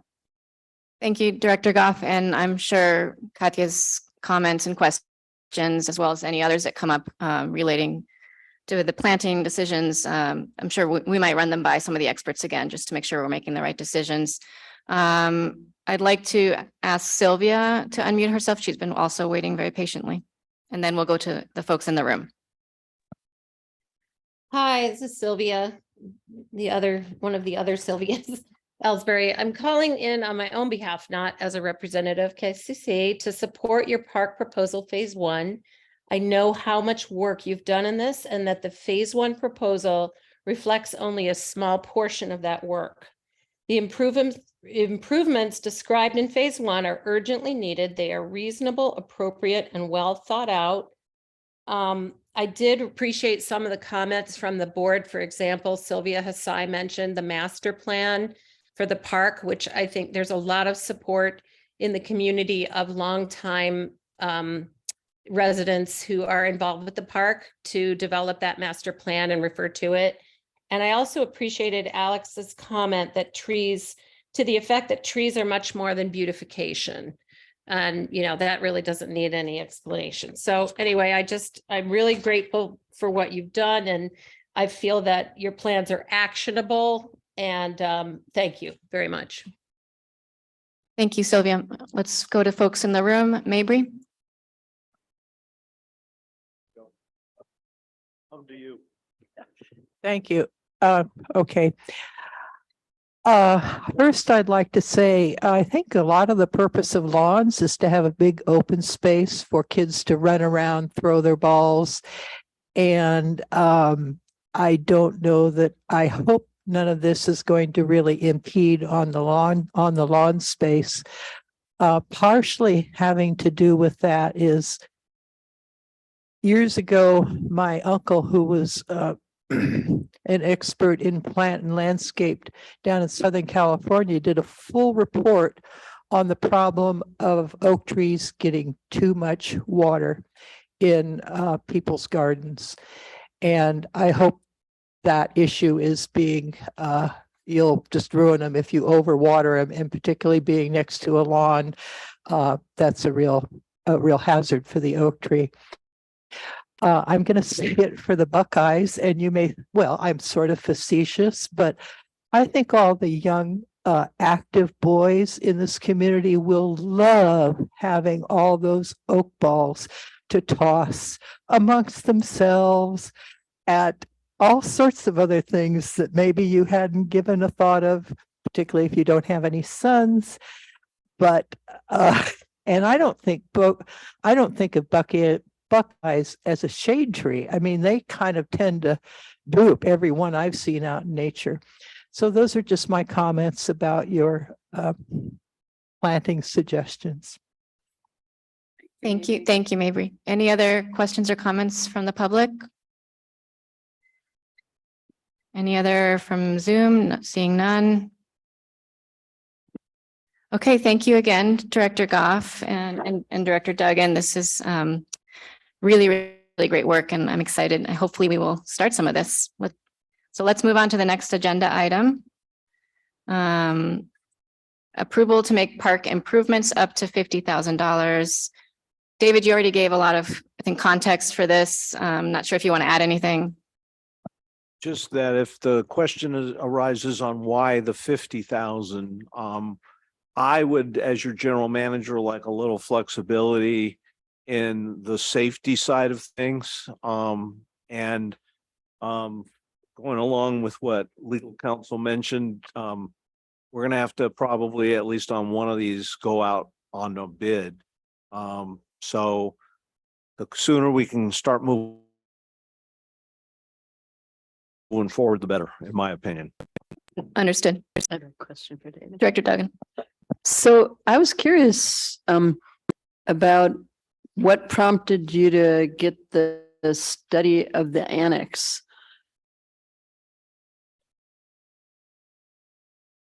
Since I've arrived here, there has been one story after another about that annex building. And I feel it's important, going along with the thought of a master plan, and there was a master plan done a number of years ago. There was an extensive study on all the structures here done a few years ago. I wanted an answer on whether that building needs to be demolished or it has the potential for some future use for this community. And the gentleman that did the inspection at the rec building offered to come back and do the annex building at what I consider a pretty reasonable price. And so I feel that as you look at the big picture, it's sitting there. Now the question is, what do we want to do with all these different pieces of issues that have to do with the entire recreational park facility? That's what moved me to do it. Thank you. Director Spath. I was remiss in not thanking Sarah and Cass for the great work that they did. I apologize for that. We talked about $50,000 for park improvements and safety improvements. Now, do you have a list of safety improvements that you would propose to address in this with this 50,000? The correct answer would be no, because I was not able to really digest the SDRMA report until the board packet was being put together. And so what I would need to do is, with a flexibility, is go back and make that list of what are immediate safety needs that we need to address. They may not amount to, I'm not looking to spend money if I don't need to, but I do want that ability to take care of a number of things. And this is all the different reports and comments that I've received and I've dug up in regard to our park facilities that need to be addressed. So that safety improvements could also include the recreational building. In other words, building E. If that's what we need to address, and I'm meeting with Jenny on Monday or Tuesday, don't remember, but because they're going to have a blackout period come, I think it's the last few weeks of August. If there's something we need to address, then that's the time to do it. Like you stated about safety issues in that building. Right. Yeah, I certainly urge that we prioritize these improvements going forward. I have another. Director Duggan. So at the tail end of the Park Replanning Committee's report, we do have flag maintenance / safety concerns. So, you know, the dangerous concrete wall by the oak tree with the holes, replacement of, you know, we've got 3 things there. So, you know, That dangerous concrete wall has been noted not only by SDRMA, but it was also noted when we were walking with someone else who showed a concern about it. And I have gotten a quote on that to not only make the repairs necessary to the riprap and extend it, but to extend the railing and then put a no trespassing sign to keep people out of that, to basically enclose that area and keep people out. That is a good example of what I'm looking at. Kids also use that area to get on the roof of the bathroom. So, you know, given the time, and I do want to get to this motion, if folks do want to, if anyone on the board wants to make the motion, I don't think we need to get into the details of which safety thing goes first. I trust our staff to do that. And this is, in the grand scheme of things, this is a small amount that we're approving if we do go forward. So, that's just my comment. I saw that this item says for discussion only, so I don't see the area. There's another item where we're supposed to actually deal with the 50,000. So I think we need to move on, but I personally am not seeing that in my packet right now, but. We're on that. We're on number 14. Okay, okay. thanks. I would like to make a motion that we approve making park improvements up to $50,000.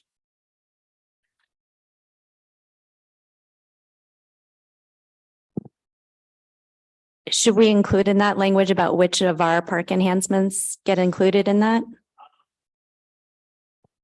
Yeah, I don't want to overstep or understep. I think the specific of the motion would be helpful for all of us to know what my direction is.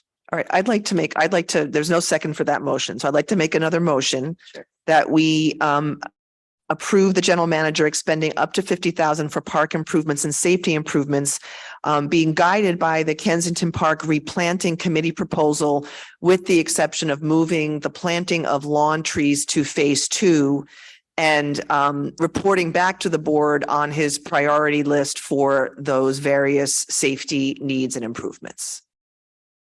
Second. All in favor? Aye. Aye. Any opposed? Aye, or nay, or whatever I say. Because I want those trees in the lawn. But you won, 4 against 1, that's cool. Okay, so the motion passes 4-1. You haven't had public comments for your motion. She's actually right. Yeah. We had public comment on the discussion. Yes, We- sorry, we mixed, I merged the. Okay, my apologies, folks. At the risk of seeming hyper-technical, perhaps we should have a motion and a second to repeal the prior motion until after for reconsideration. Okay. I'll make a motion to repeal the prior motion and vote. Second. Aye. Aye. Aye. Aye.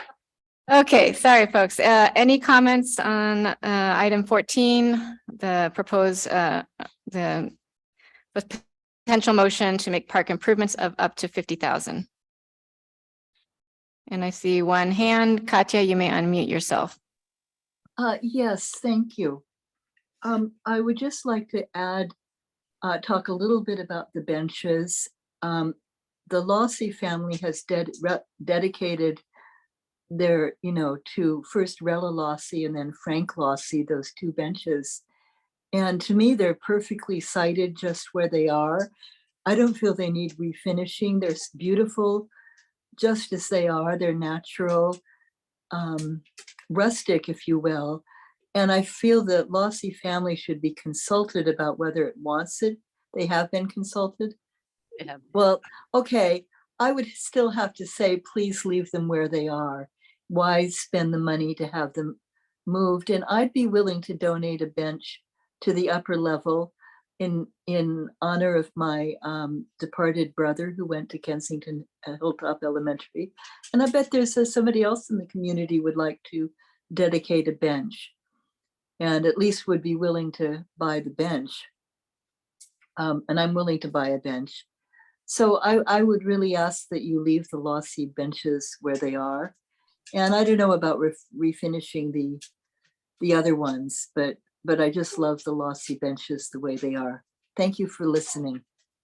Thank you, Katya. And I trust our GM and the suggestions from this committee. So, but we will take your comments into consideration. Director Duggan. I just want to report that I did speak to the Lossy family who bought the two benches that Katya's talking about. They're at the lower level and they're two slightly different sizes and they have plaques on them. And the Lossy family asked us to actually take their plaques and put them on whichever benches end up at the higher level, which will be two matching benches. And they didn't really express an opinion about whether they liked the benches to be old and, more the way they are.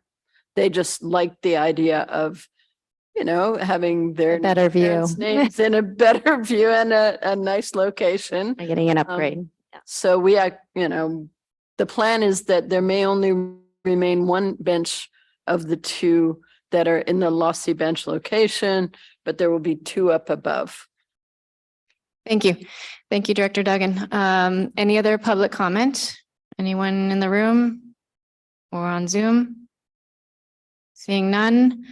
I have one quick comment, and this discussion brings up something that has been lingering over the KPPCSD for a while, which is a policy around dedications. In the past, things were sort of purchase willy-nilly, dedicate, like different styles. And I think that is something that we should have a policy on. We talked about it once a long time ago. It'd be something simple just to put on the tick list for down the line. Noted. Thank you. I think seeing no public. No, someone has to make a motion again. I'd like to make a motion that we approve our general manager expending up to $50,000 for park improvements and safety improvements guided by the Kensington Park replanting committee proposal, with the exception of moving the planting of lawn trees to phase 2 and guided by the various reports, and ask him to report back to the board on his priority list of improvements and safety issues. Do I hear a second? All in favor? Aye. Aye. Aye. All opposed? Nay. The motion passes 4-1. Moving forward, item 15, approval and adoption of resolution number 2023-15, a resolution of the Board of Directors of the Kensington Police Protection and Community Services District approving changes and additions of the Kensington Police Protection Community Services District fee schedule effective July 15, 2023. David, do you have any comments?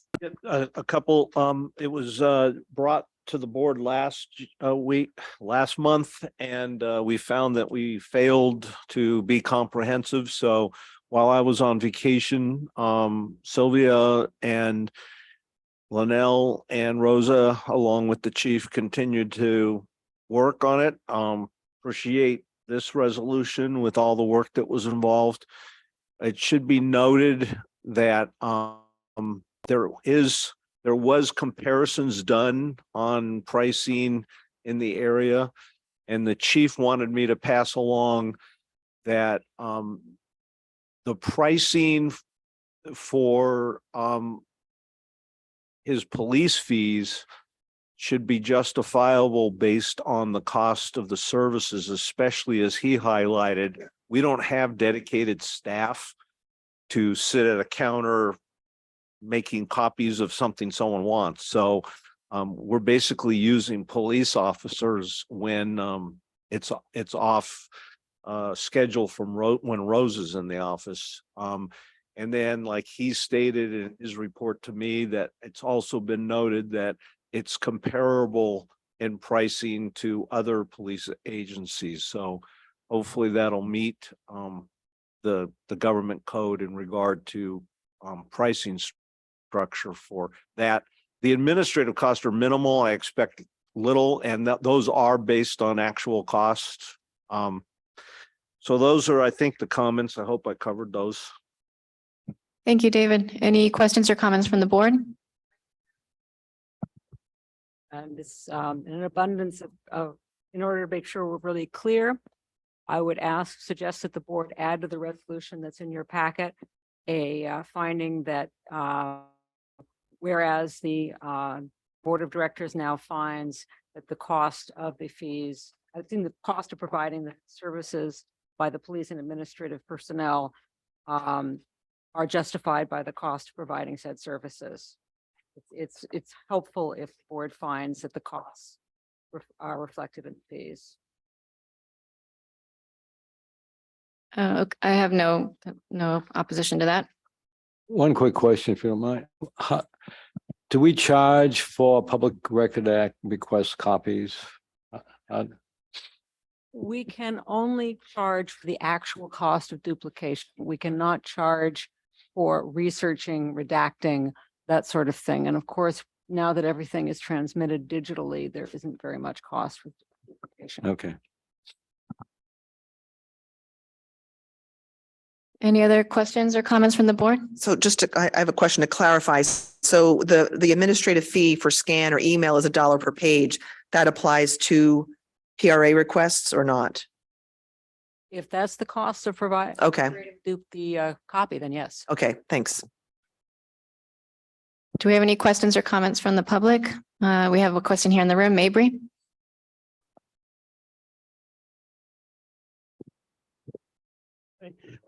I apologize for not bringing this up last month, but I was out of the country, so I wasn't paying any attention to the business here. But I was looking over the fee schedule for the use of the buildings, and I have brought this up to previous boards. But I'm wondering, what is $175 for a year for a nonprofit group if they use it no more? Well, they're allowed 2 hours for X number of times the year, something like that. Having met in these buildings with my daughter's scout troop for quite a few years, and we didn't pay anything, and I don't know that we had the money to pay anything, certainly not $175. And I recognize that probably you can't discriminate in favor of something like the scout troops, but those sorts of youth groups, I'm not sure that this is within their budgets. And the whole point of this, it's called, in my mind, the youth hut, and as a place for the youth to have their organizations and their assorted stuff. So I'm just going to bring up that I don't think that's affordable for those sorts of groups. And I don't know how it can be handled, looking at the lawyer here. I mean, I'll comment, since I was part of the board that created these fees. We spent a lot of time on that particular provision, both to be non-discriminatory to groups that are in or not in Kensington. I mean, you can't just say, well, Kensington groups get it for free. And this fee did not change this has not changed since 2021. This policy has been in place since that. I haven't heard much about that from nonprofit groups, and it was really designed to accommodate the K groups and the youth groups. It's a minimal amount given the amount of, use, if they want to use it every week. That's why you got to sort of 40 meetings. That's how we came with that seems like a weird number, but that would be if a school group met here or a youth group met during the school year once a week, and given holidays and all, it seemed to fit. And that hasn't changed in 2 years. So it's not the time, I think, to reopen the policy. It's always open for discussion. And I think in the future, there'll be more bandwidth for a GM to spend more time on that. But that fee has not been changed. And that we went over that policy about 3 times, to be honest, to accommodate your concerns and those of other nonprofit groups. So that's how we got there. Thank you, Dr. Hasai. My only comment is that I've been in the nonprofit sector here in the Bay Area for over 12 years, and this fee's it's very reasonable given what folks are going to be getting. So I'm supportive of that fee and also all the other fees listed on the schedule. Any other questions or comments from the board or from the public, excuse me? I would. Let me just see if there's anyone else in Zoom. No, no hands on Zoom. Director Duggan. Echoing Mabry's concern, I would like David to maybe direct Rosa or whoever's collecting these fees to report any cancellations by groups that had been booking that suddenly stopped booking. Because I really do feel that, making it possible for as many groups as possible to use this building is what the building's for. So maybe if you could just ask for that input. I'm fine with asking Rosa to track, and I think she really does anyway, but track if inquiries start leading us to see that people are saying, I work for this, or it's for this purpose and we can't afford that. We'll track that and see what it leads to. That's a great question, Director Duggan, and thank you, David and Rosa. Do you have a comment? Okay. Any other comments or questions from the public or the board on item 15? Seeing none, do I hear a motion? This is to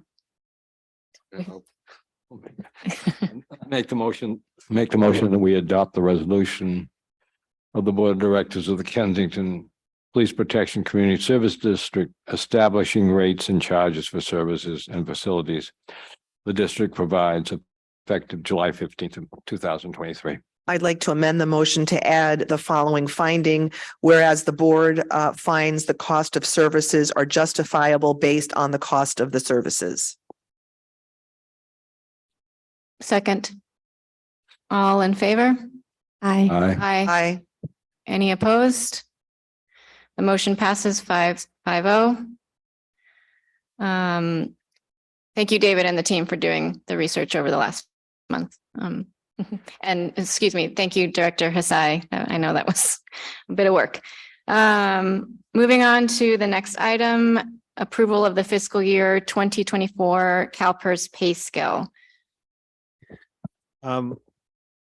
CalPERS requires every year this to be posted, and it's critical that it is or available. One of the first things CalPERS will do if they do an audit is they'll ask for this. And the purpose is they want to make sure that there is not this inflated rate of pay going around for specific job positions. So by using this schedule, they can see either if it's inflated or it's not, it's legitimate. In the past, this district has done it through resolution, but my familiarity with this has been minute action is acceptable, because what you're really doing is you're generating what you see that I'm holding up here, and that is the salary schedule and range of your police officers. The reason that we don't have our administrative staff is because we really haven't established ranges that I'm aware of for some of these positions, and CalPERS doesn't care because those individuals aren't in CalPERS. So it's my opinion that approval of this salary schedule as presented will meet the standards of CalPERS. Thank you. Any questions or comments on this, Director Hasai? My question is on the position of the assistant to the chief. I don't recall, is that something that we've already authorized in any way? Because that is new to my memory. Put it in there. Showing that it's authorized. So there's no real harm in approving the schedule. He's just trying to lay the groundwork for something he's clearly wanting. But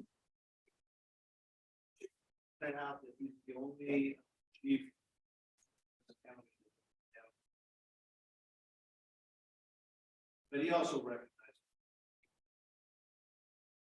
Thank you. Any other questions from the board? Any public comment? Seeing none, do I have a motion? I move to approve the fiscal year 2024 CalPERS pay scale. Second. All in favor? Aye. Aye. The motion carries 5-0.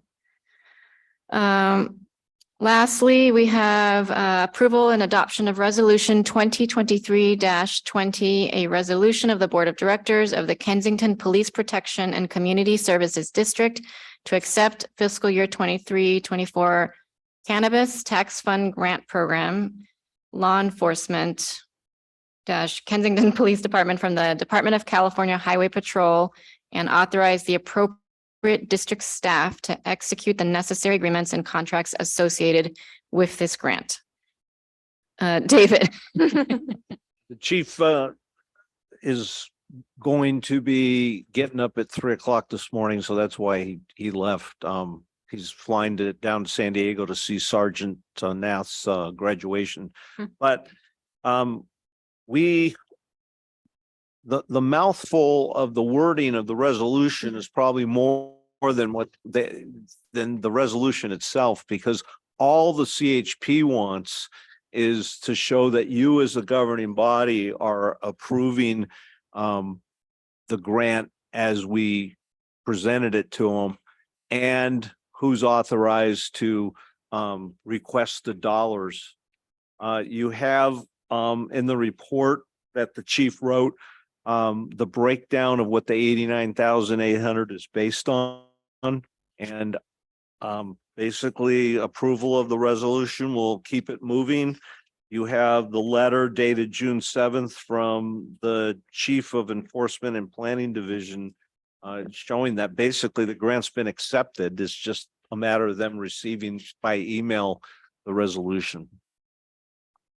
Understood. Any questions or comments from the board? Director Spath? One quick question with regard to the vehicle. Is that a hybrid that he's purchasing?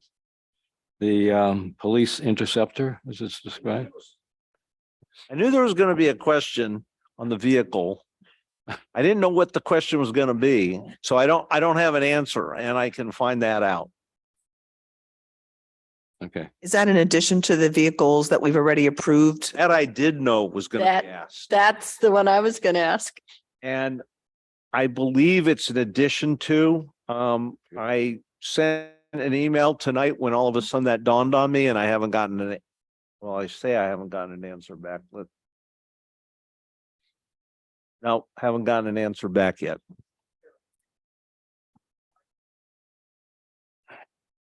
No. Well, the 52,000 is right around the amount of what you approved for the other vehicle without, I think, all the gear. So I'll have to have a conversation with the chief about the specifics that are being asked about that. Okay, thanks. I mean, because if it's not, if we can, use it instead of our own funds for a vehicle, that's helpful. If I don't know that there's a need for an additional one aside from everything else we've already approved. So Yeah, agreed. Okay. Other question. Was he required to present them a budget for the total in order to move forward? Is that why? I mean, I was wondering, how much flexibility is there in where this money is allocated?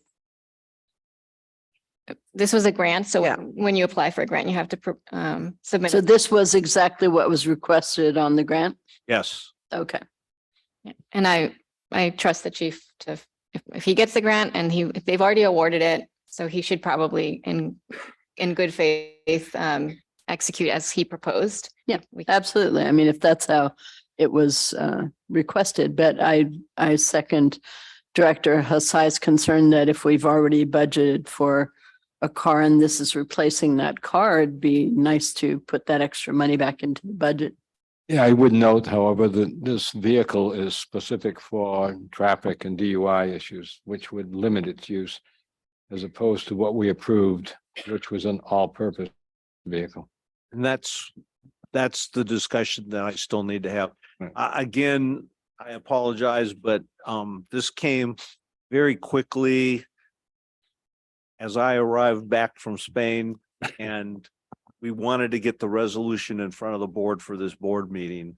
I have not really had a chance to have a full-blown discussion about what the report is you're reading from. That was written by the chief, not by me. In the future, is it best practice that we should be providing a resolution for every grant application? I know that in my organization, anytime we apply for very large federal grants, but the resolution is always brought to the board approving. It's sort of, like you said, stamp of approval.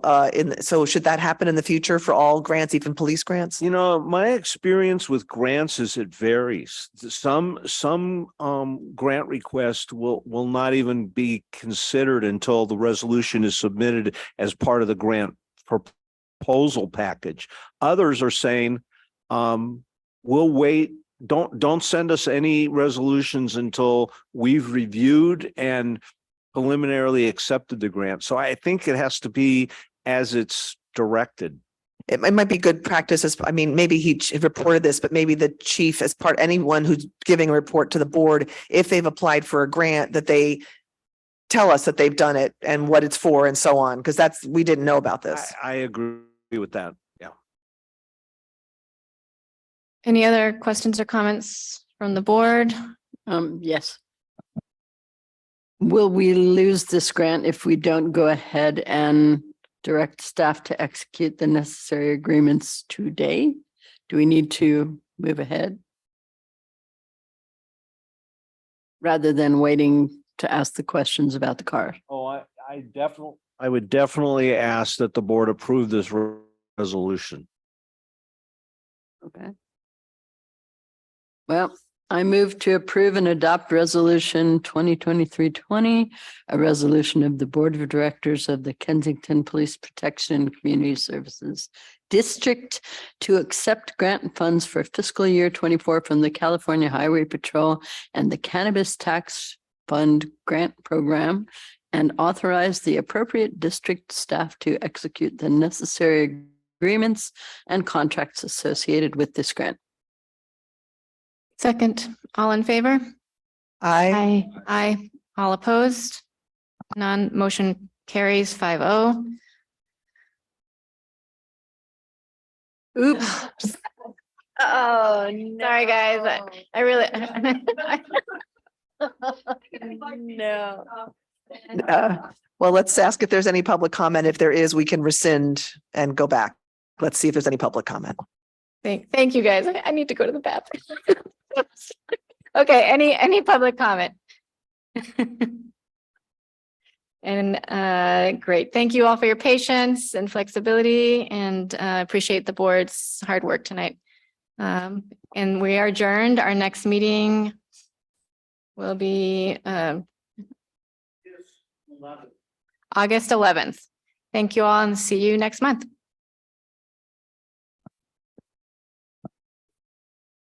Amazing. Your blaster bladder ran out before mine.